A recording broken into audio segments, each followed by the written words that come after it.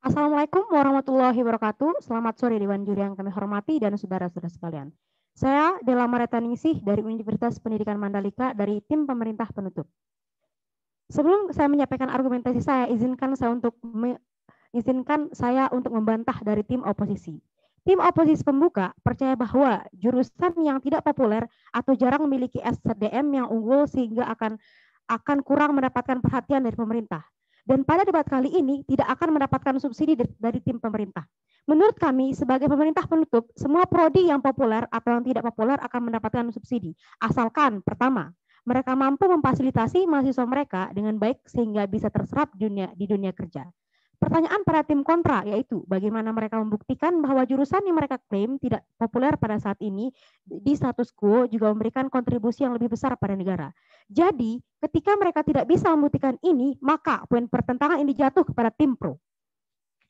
Yang membuat kita berbeda dari tim pemerintah pembuka ialah mereka hanya menjelaskan fungsi subsidi yaitu apresiatif dan evaluatif, tapi tidak memberikan skenario yang lebih eksklusif kepada fungsi tersebut hanya akan ada pada tim pemerintah. Kami sebagai tim pemerintah penutup akan menjelaskan lebih detail bagaimana evaluasi dan apresiatif dan lebih efektif dan mempermudah pemerintah sebagai pemberi subsidi akan dapat tercapai. Sebagai pemerintah penutup, kami akan membawakan dua argumen, yaitu pertama, ide check and balances dalam pemberian subsidi akan lebih maksimal berada pada tim pemerintah. Dan yang kedua, tentang kemampuan pemerintah dalam memberikan subsidi harus sesuai dengan kepentingan negara demi mencegah adanya isu penyanyian investasi pada dunia pendidikan. Status quo kita saat ini, mekanisme yang dipakai untuk memberikan subsidi yaitu berdasarkan kemampuan finansial setiap individu seperti masyarakat yang kurang mampu atau masyarakat yang berada pada kelas ekonomi menengah ke bawah. Yang mana kami percaya bahwa itu akan sangat sulit dikontrol atau dimonitor dan masih kurang memberi kontribusi lebih pada negara. Kurangnya kontrol tersebut membuat terjadinya penyalahgunaan subsidi atau pemberian yang salah sasaran, di mana orang kaya akan menerima subsidi tersebut. Meskipun itu sudah tepat sasaran, akan tetapi kami rasa matrik atau parameter kontribusi setelah pemberian subsidi itu akan lebih baik jika mengikuti proposal kami karena sudah ada bukti jelas dan diterimanya atau diterapkannya lulusan suatu prodi di dunia kerja ketimbang memberi subsidi pada orang miskin yang memiliki tendensi untuk menyalahgunakan subsidi yang diterima dan tanpa memberikan kontribusi yang besar kepada universitasnya. Dewan Juri yang kami hormati, izinkan kami mengkarakterisasi di sini. Yang pertama, tujuan pemberian setiap prodi tidak lain untuk memberikan keuntungan pada setiap mahasiswa di universitas dan negara, di mana mahasiswa berhak mendapatkan subsidi di setiap prodi dengan melihat pengorbanan yang mereka lakukan untuk menjaga prodi tersebut dan memaksimalkan kualitas dirinya di dunia kerja. Seperti kedokteran, ekonomi, dan bisnis. Adapun jika karakterisasi yang kami sebutkan tadi tidak bisa dipenuhi oleh setiap prodi, sah-sah saja jika kami tidak memberikan subsidi pada prodi tersebut. Dan yang kedua, karakterisasi dari prodi yang bisa dinilai layak mendapatkan subsidi ialah pertama, prodi tersebut mampu memberikan gambaran serta memfasilitasi mahasiswanya dalam mendapatkan prospek kerja yang lebih baik. Dan yang kedua, prodi yang mampu memberikan inovasi kepada mahasiswanya sebagai alumni yang dihasilkan tidak hanya mengandalkan lapangan kerja yang ada seperti PNS, Kementerian, BUMN, dan lain sebagainya, tapi mampu membuka lapangan pekerjaan seperti di dunia bisnis dan menyerap banyak masyarakat dan membantu berkurangnya angka pengangguran dan memacu ekonomi lebih baik lagi. Dewan Juri kami hormati, mari masuk kepada argumen kami. Argumen yang pertama yaitu ide check and balances. Check and balances merupakan suatu hal yang sangat penting di dunia pendidikan, terutama dalam mekanisme pemberian subsidi yang transparan kepada semua aktor pada masa ini itu pemerintah, mahasiswa maupun universitas. Yang pertama kepada pemerintah. Pemerintah mampu melakukan kontrol lebih efektif dengan menggunakan matrik atau parameter kontribusi tersebut terhadap negara seperti kita akan mendata prodi-prodi yang sudah memberikan kontribusi di dunia kerja. Tidak hanya itu, kita akan memaksimalkan fungsi-fungsi DPR dalam pengawasan investasi di dunia pendidikan. Dan yang kedua, untuk universitas tersebut, universitas tidak akan memiliki anggapan buruk terhadap pemerintah dengan adanya kecemburuan terhadap mereka tidak mendapatkan subsidi tersebut karena mereka sadar semua itu berasal dari kapabilitas prodi yang di universitas tersebut akan menciptakan SDM yang unggul dan kompetitif di nasional ataupun internasionalnya.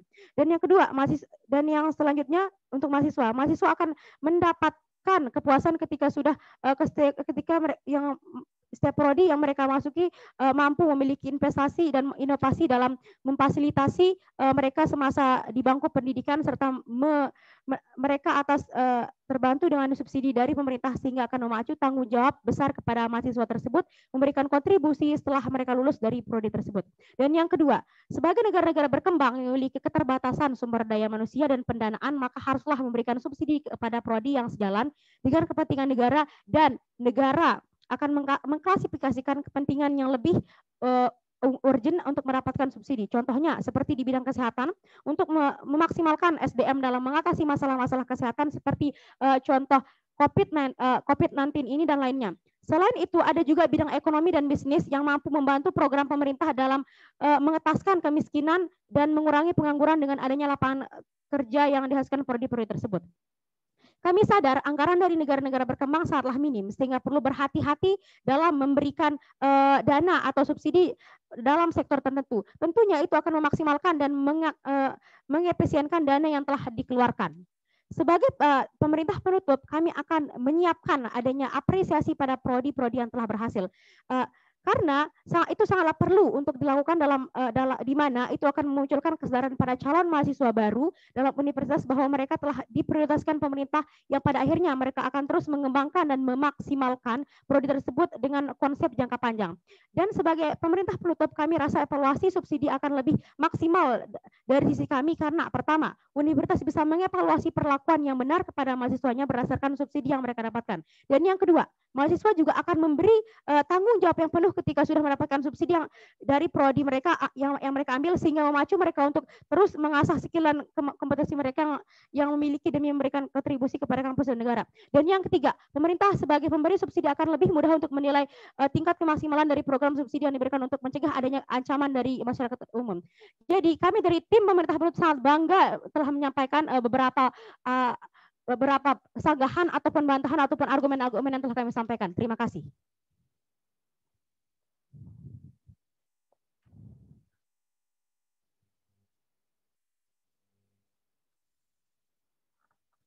Baiklah Dewan Juri yang terhormat, saya Bayu Olivia Rahman, saya perwakilan dari Universitas Pendidikan Mandalika. Saya sebagai pembicara kedua dari pemerintah penutup akan menjelaskan jalan perdebatan pada debat kali ini, serta membuktikan kenapa pemerintah penutup akan lebih unggul daripada tim lainnya. Baiklah, di sini saya akan menyanggah dari argumen dari tim oposisi yang mengatakan yaitu permasalahan yang dibawa oleh tim oposisi yang mana mereka ingin memberikan subsidi terhadap mahasiswa yang kurang mampu sangatlah problematika karena di status quo kita pada saat ini pemerintah sudah mencoba untuk melaksanakan program ini namun tim oposisi sama sekali tidak melihat kekurangan dari program ini seperti subsidi untuk mahasiswa yang kurang mampu contohnya sering sekali kita tidak tepat sasaran karena banyak oknum-oknum yang memalsukan data kemiskinan itu sendiri sehingga banyak mahasiswa kaya yang mendapatkan subsidi itu yang telah diberikan pemerintah itu sendiri dan banyak mahasiswa yang miskin yang tidak mendapatkan subsidi itu. Yang kedua, tim oposisi tidak dapat membuktikan bahwa dengan memberikan subsidi terhadap mahasiswa yang kurang mampu akan memberikan keuntungan atau benefit terhadap pemerintah ke depannya. Seperti apakah mereka akan benar-benar membantu pemerintah dalam dunia ekonomi seperti menciptakan lapangan pekerjaan dan lain sebagainya.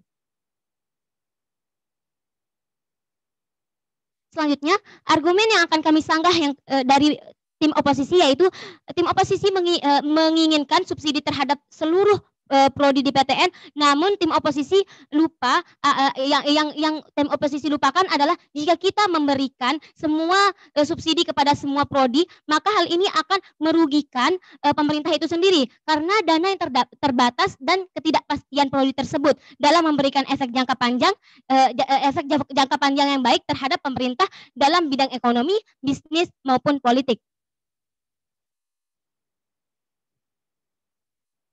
Baiklah, apa yang dibawa pemerintah pembuka sebelumnya, yang pertama, pemerintah pembuka menjelaskan kenapa subsidi tersebut harus diberikan kepada program studi yang telah banyak memberikan keterserapan di dunia kerja.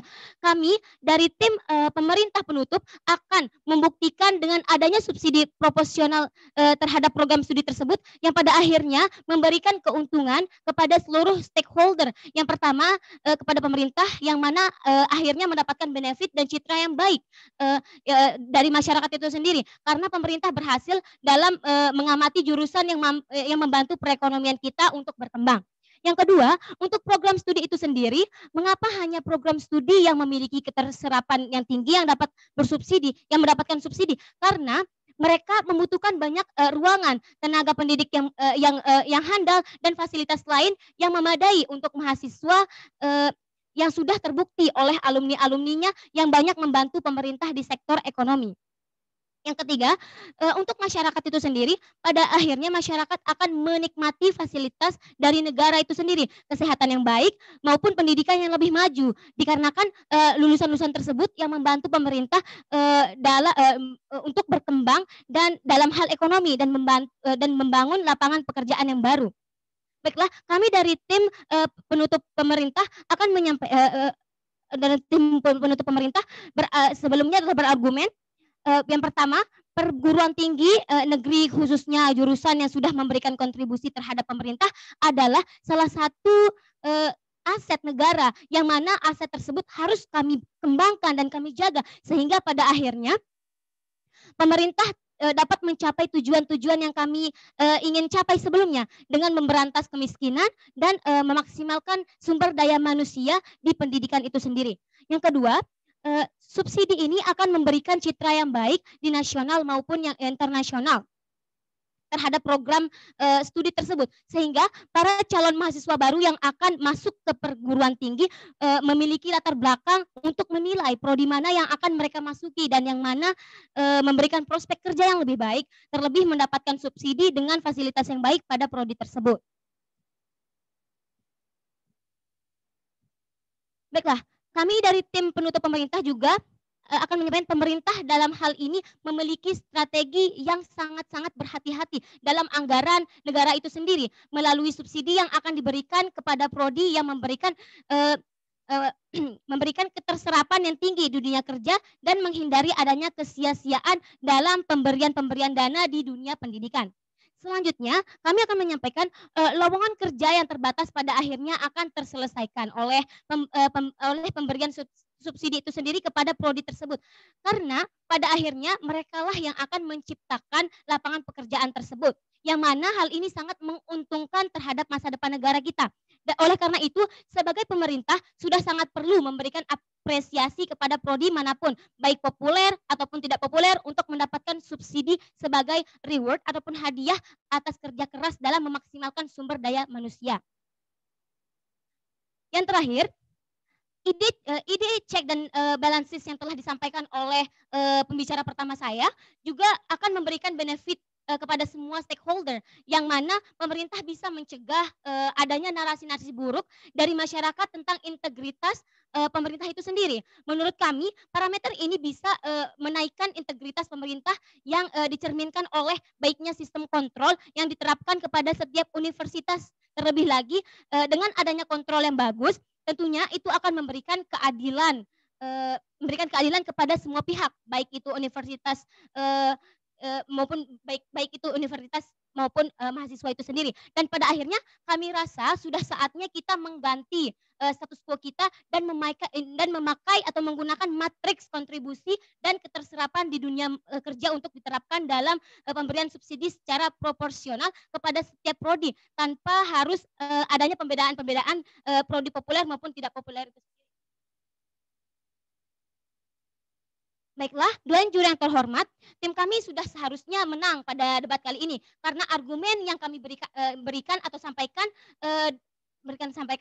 berbeda dengan pemerintah pembuka yang mana mereka hanya menjelaskan tentang kontribusi tersebut. Kami menjelaskan efek jangka panjang dan keuntungan yang didapatkan oleh seluruh stakeholder.